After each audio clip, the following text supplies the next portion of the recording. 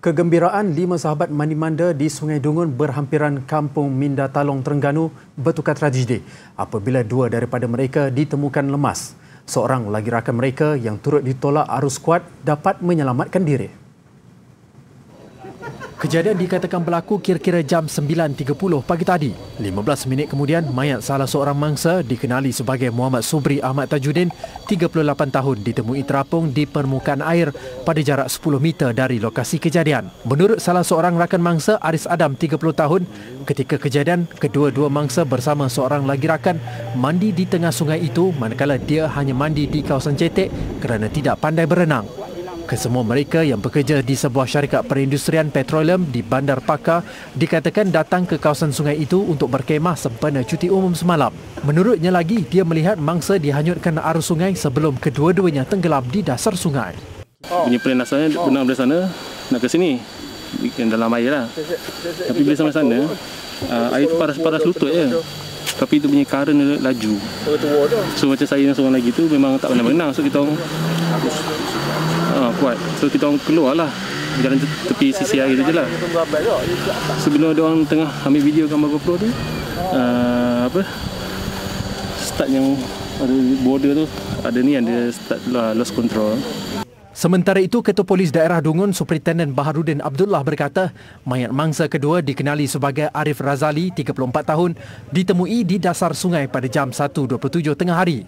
Mayat dijumpai oleh pasukan penyelam di air dari Balai Bomba dan Penyelamat Cukai, kira-kira 40 meter dari lokasi kali terakhir mangsa dilihat. Kedua-dua mayat dibawa ke unit forensik Hospital Dungun untuk proses bedah siasat.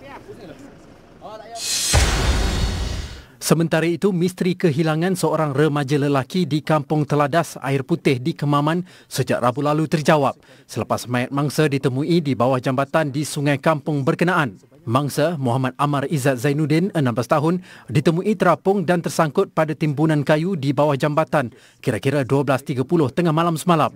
Pelajar tingkatan 4 Sekolah Menengah Air Putih itu ditemui oleh penduduk yang kebetulan melalui jambatan itu bersama sebuah motosikal jenis Honda EX5 yang dipercayai ditunggangi oleh mangsa. Menurut kakak mangsa, Zailatul Ain, 35 tahun, kehilangan adiknya disedari ibu mereka selepas mendapati adik bongsunya itu tidak pulang selepas keluar makan bersama rakan-rakannya sebelum bertindak mencarinya bersama beberapa penduduk yang lain.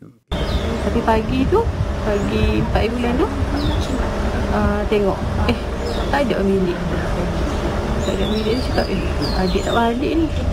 Tak apalah, ingat dia tidur dengan kawan ke apa. Petang tu kawan dia datang nak tukar motor yang dia pinjam tu. Dia tukar motor tu, dia tinggal motor dia ambil motor kawan dia. So kawan dia datang nak tukar motor balik. Cakap lah, Ahmad tak ada, dia semalam tak balik. Atau kawan dia cari. Sementara itu, Ketua Polis Daerah Kemaman Superintendent Hanyan Ramlan ketika dihubungi berkata, siasatan awal pihak polis mendapati kemalangan dipercayai berlaku apabila motosikal ditunggang mangsa hilang kawalan sebelum terbabas dan terjunam ke dalam sungai berkenaan. Ketika kejadian, mangsa dipercayai sedang dalam perjalanan dari Pekan Air Putih menghala ke rumahnya di Kampung Teladas. Mayat mangsa dihantar ke unit forensik Hospital Kemaman awal pagi tadi untuk proses bedah siasat.